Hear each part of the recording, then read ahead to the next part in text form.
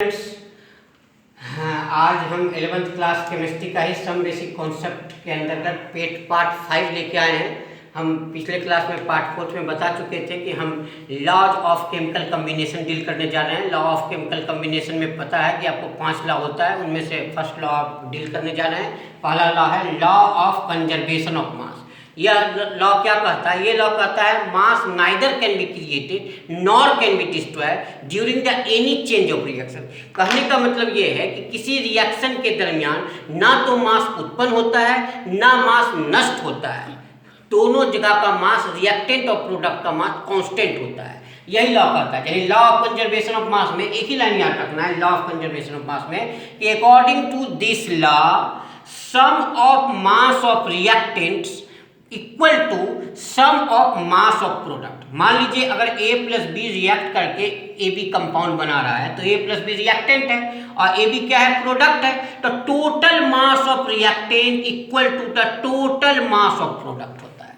यही है law of conservation of mass, यानी मास कंजर्व है, मास नष्ट नहीं हो रहा है। इसी को कहते हैं लॉ ऑफ कंजर्वेशन ऑफ मास। बहुत ही सिंपल लॉ है। इस लॉ को किसने दिया था? लावोजियर नाम के साइंटिस्ट ने दिया था। This law was given by Lavoisier in 1789 में दिया था। जैसे एग्जांपल देख लीजिए, जैसे कार्बन लिया, ऑक्सीजन से रिएक्ट करके कार्बन डाइऑक्साइड बना रहा है। यहाँ पर एटॉमिक मास की बात कर रहे हैं, ध्यान रखिएगा। कार्बन का एटॉमिक मास क्या होता है? 12, वही लिख दिए हैं। ऑक्सीजन का एटॉमिक मास 16 होता है, 2 एटम ऑक्सीजन है इसलिए 2 × 16 लिख दिए। ठीक है, कार्बन का एटॉमिक मास 12, ऑक्सीजन का 16 होता है तो 16 × 2। अब यहाँ टोटल मास कार्बन का 12 है और 16 × 2 32 है, टोटल जोड़िएगा तो 44। यहाँ CO2 का टोटल मास जोड़िएगा तो 44। तो टोटल मास ऑफ रिएक्टेंट 44 है, टोटल मास ऑफ प्रोडक्ट भी 44 है। यानी लॉ कह रहा है कि sum of mass of reactant equal to the sum of mass of product. इसी को कहते हैं law of conservation of mass. Simple है। दूसरा लॉ है लॉ ऑफ डिफिनिट प्रपोर्शन, या इसी को हम कह सकते हैं लॉ ऑफ डिफिनिट कंपोजिशन। ये भी कर सकते हैं लॉ ऑफ डिफिनिट कंपोजिशन। ये कहता यही है कि एक कंपाउंड अगर आपने लिया है और वो कंपाउंड आपने कहीं से भी प्राप्त किया हो, जहाँ से भी प्राप्त किया हो, अगर मान लो 2-3 सोर्सों से अगर एक कंपाउंड हम प्राप्त किए हैं तो उस कंपाउंड के अंदर जो एलिमेंट हैं उनका जो कॉम्पोजिशन है वो हमेशा सेम रहेगा। वो उस पर निर्भर नहीं करेगा कि आप वह कंपाउंड किस सोर्स से प्राप्त किए। अगर कंपाउंड एक है तो सोर्स के ऊपर उसका कंपोजिशन निर्भर नहीं करता है, सोर्स से फ्री होता है। यही कह रहा है law of definite proportion.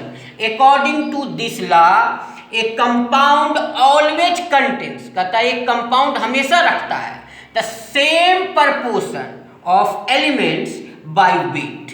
Wait के हिसाब से एक कंपाउंड के अंदर जो एलिमेंट हैं उनका कंपोजिशन जो है हमेशा सेम रहेगा। Which do not depend upon the source coming it, वो उस पर निर्भर नहीं करेगा कि कंपाउंड आपने कहाँ से प्राप्त किया है। ठीक है, यानी ए compound always contain the same proportion of elements by wait which do not depend upon the source coming it. कहाँ से वो कंपाउंड आया उसके ऊपर निर्भर नहीं करता। जैसे मान लीजिए दिया लॉ किसने दिया था? प्राउस्ट नाम के साइंटिस्ट ने दिया था। ठीक है, यहाँ पर देखिए एग्जाम्पल हम दिए हैं। मान लीजिए हमने वाटर ले लिया, एक जगह पर एक बार हमने कहाँ से लिया? सी वाटर लिया है, एक बार हमने रेन वाटर लिया, एक बार हमने टेप वाटर। टेप वाटर मतलब घर का पानी, नल का पानी ले लिए। ठीक है, फार्मूला सबका सेम होता है। सी वाटर लीजिएगा तो उसका ही फार्मूला H2O होगा, रेन वाटर लीजिएगा तो उसका ही फार्मूला H2O होगा, टेप वाटर लीजिएगा तो उसका ही फार्मूला H2O होगा। ठीक है, अब यहाँ देखिए अगर हम इस सी वाटर के अंदर देखते हैं तो कंपाउंड का फॉर्मूला तो सब में H2O है। तो हाइड्रोजन का 2 वेट ऑक्सीजन के 16 वेट से कंबाइंड है। इसमें भी हाइड्रोजन का 2 वेट ऑक्सीजन के 16 वेट से कंबाइंड है। इसमें भी हाइड्रोजन का 2 वेट ऑक्सीजन के 16 पार्ट से कंबाइंड है। अगर रेशियो निकालेगा तो 1:8, इसमें भी कर रहा है 1:8, इसमें भी कर रहा है 1:8। यानी कहने का मतलब जो एलिमेंट वाटर के अंदर मौजूद है उसका जो कंपोजिशन है वो सेम है। कंपोजिशन कहिए या प्रपोर्शन कहिए, एक ही बात है। प्रपोर्शन को कंपोजिशन भी कर सकते हैं। प्रपोर्शन सेम है या कंपोजिशन 1:8, 1:8, 1:8।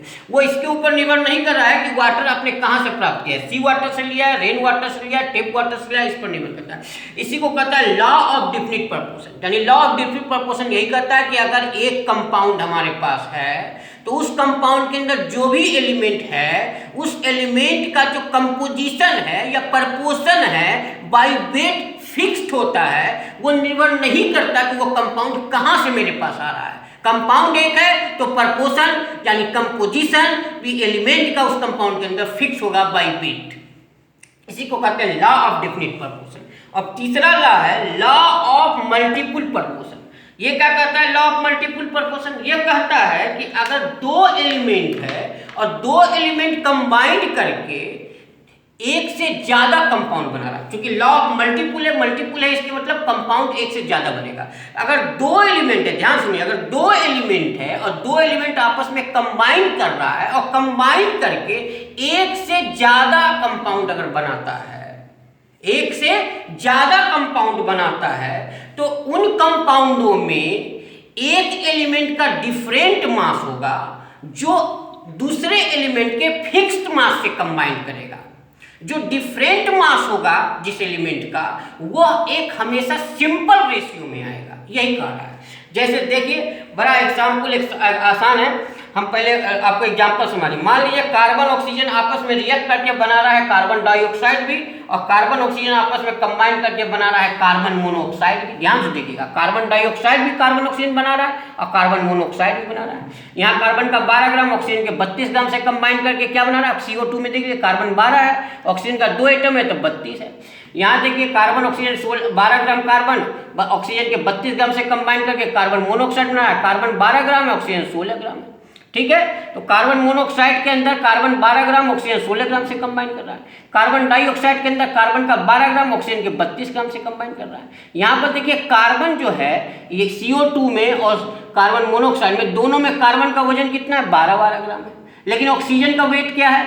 एक में 32 है, एक में 16 है। यानी कहने के लिए ऑक्सीजन का डिफरेंट मास कार्बन के फिक्स्ड मास से कंबाइन किया है। कितने मास से? 12 ग्राम से।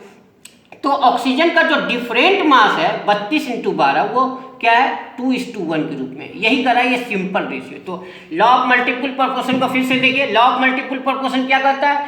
इफ टू एलिमेंट्स, कहता है दो element can combine to form more than one compound.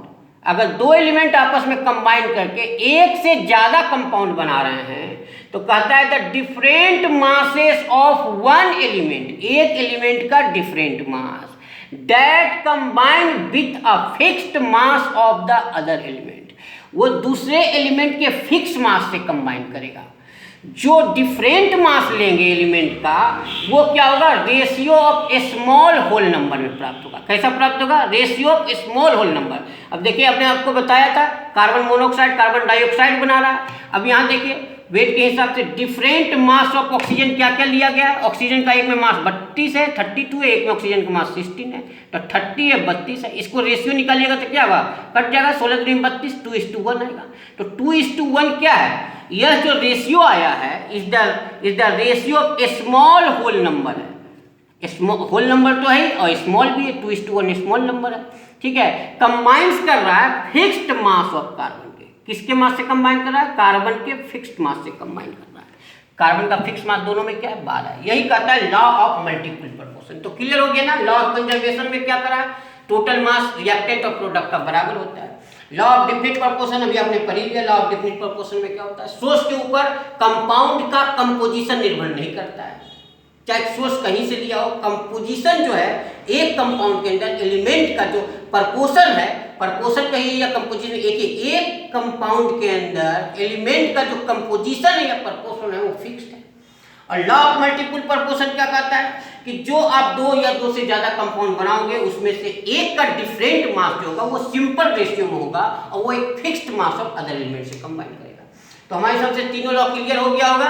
तो ये तीनों लॉ को बढ़िया से दिमाग में सेट कर लीजिएगा, अगले क्लास में हम पूछेंगे। डेफिनेशन क्लियर है? ठीक है, थैंक यू वेरी मच।